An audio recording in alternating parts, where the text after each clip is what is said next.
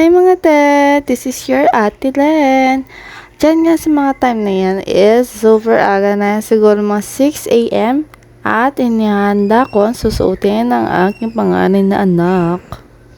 As you can see, nagpa-plancha nga ako dyan na susuotin ng aking anak dahil ito ay napakagusot talaga. Kasing gusot ng mukha mo. Hoy, hindi! Tulog na tulog pa nga yung diwa ko dyan kasi sobrang antok ko dahil sobrang puyat ko kagabi. Naglaro ba naman ng ML? Sino nag-ML dyan? Shout out naman dyan! Tapos nag-edit din ako kagabi. And yan, yung kaanak ko, nanggugulo sa akin. Panay silip nga siya dyan sa camera. Siguro nagtataka siya bakit ako nagbibideo. Tapos na nga siya dyan maligo at inaantay na lang niya yung susuotin niya. Kaya yan, for the suot-suot ng person, kahit na sobrang nilalamig na siya. Hindi nga pala sila naka-uniform ngayon kasi yung araw na yan is Wednesday. And tuwing Wednesday, hindi sila naka-uniform, naka-pre dress sila. Naka-pre kung ano yung mga pwede nilang suotin sa eskwelahan. Wag lang yung mga sando or short, like that. Ipinagtimpla ko na nga rin pala sila dyan ng gatas nila, silang dalawa. Ayan, hinati ko nga lang yan kasi hindi naman nila mauubos. At yan naman si Hami, ang aking pretty little baby. Hala, kumanta na nga siya. So, naglagay na nga ako dyan ng sunscreen kasi mamaya hatid ko siya sa school at super enit na mamaya. Baka masunong aking pes. Kaya huwag magkalimutan, mag-check out ka na yan. Pagtingin ko nga sa dalawa, ayan, instinct ako. Naglaro ba naman sila? Wala pa sa eskwelahan, pero yung tsura niya maghahagard na at dumadodumihan na naman yung damit niya. Pinagsuot ko na nga siya dyan ng bag para kunwari, alis na kami, pero hindi pa pala. Para hindi siya maglaro at paglikot-likot. Para yung damit na pinlansya ko, hindi magkusutan ba? And, magsusuklay na rin ako dyan kasi mamaya magmumotor lang ako. Then, pag di ko sinuklayan yan, lalo magugusot-gusot. Anong magugusot-gusot? Ano yan, damit? I mean, magbubol-buhol. Diba kasi pag nagmumotor tayo, mga babae, and then pag mahaba yung hair natin, nagmugusot-gusot talaga siya. Uy, ba't gusot-gusot nga? Ay, sorry naman. Inaantay ko nga dyan yung motor namin na ihahatid kasi galing pa dun sa barangay ng aking Jozawa. And hinahatid lang dito sa akin tuwing umaga kasi ginagamit ko kapag maghahatid ako sa school ng mga anak ko. And habang inaantay ko nga, nagugas muna ako dyan mga pinggan kasi hindi ko nahugasan kagabi yan. Ang sakit sa mata talaga pag madumi yung lababo nyo. Kaya for the hugas-hugas ang person dyan. Gusto mo hugasan ko na rin yung sa inyo eh. Then na natapos nga ako dyan, isipan ko na rin muna magtimpla ng kape kasi hindi ako nakakapagkape na ba? Kayo din ba nagkakape ng walang asukal? Kasi ako oo eh. Share ko lang. Minsan, pag may lemon, nilalagyan ko rin yan ng lemon. Sabi nila nakakapayat. Kaya dati ko pa yan iniinom pero effective naman talaga siya. Then, nagpainit nga pala ako dyan ng kawali kasi magluluto ko ng almusal ko. Every Monday to Friday nga, ganyan ang laging status ko. Kasi kami lang naman dito sa may bahay namin at wala yung Diyosawa ko. At yung kapatid ko, di ko alam kung nasa na ba naman yun. Fast forward, nahatid ko na pala yung aking pangalan sa school and hindi ko na siya na-video at hindi napakita sa inyo. Pag uwi ko nga dyan, ayan, pinrito ko na nga ang aming uulamin. Then, for the linis na ng lamesa ang person dyan.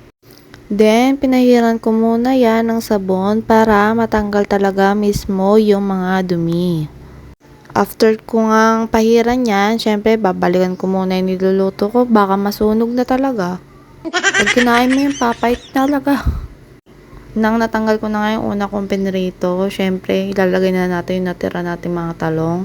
Ang sarap-sarap niyan. Lalo na pag yung sausawan mo yung toyo, tapos ilalagay mo yung toyo sa iyong utak. Ay, hindi, mali yun. Then, binanlawan ko na nga dyan yung pinamunas ko kanina kasi kailangan mo rin ibanlawan yung lamesa mo. Dahil pag di mo binanlawan yan, malagkit talaga yan, te.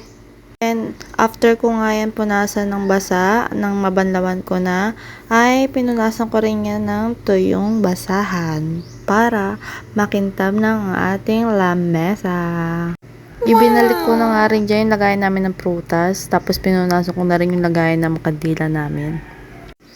Then, nagwalis-walis muna ako dyan sa sala bago kami mag-umpisa kumain ni Hamira. Kasi, napakakalat talaga. Ang dami talang mga bato-bato ba? Uy, baka ibang bato iniisip mo ha. Muntik ko na nga makalimutan dyan. Ang ulam namin kagabi, iinitin ko nga pala. Kasama ko nga rin pala yan ngayong umaga kakainin. Ginataan aatayan na na isda na may kalabasa na sibuyas. Anong sibuyas? Hindi. Sitaw talaga yung hindi sibuyas. Ayan, na-frozen na nga siya at kaya kailangan ko nang initin para mag-reduce yung kanyang sabaw. Ang iniinit ko nga yan at binigyan ko na ng aking Karen si Hamira. Kasi kanina pa talaga siya nangungulit ba? Sa mga di na nakakaalam, si Hamira po ay kumakain lang ng kanin na walang ulam. Pero today, ayan, papakainin ko siya ng talong. And first time niya makakain yan. And tingnan nyo, nagustuhan naman pala niya. Then, nag-ayos nga muna ako sa kwarto niyan. Kaya sabi ko sa kanya, pakibantay mo na yan ng camera. Papansin kasi talaga yun pag may camera eh. Tingnan mo yung mata, hindi naalis sa camera talaga. Pakibantayan na rin mga te.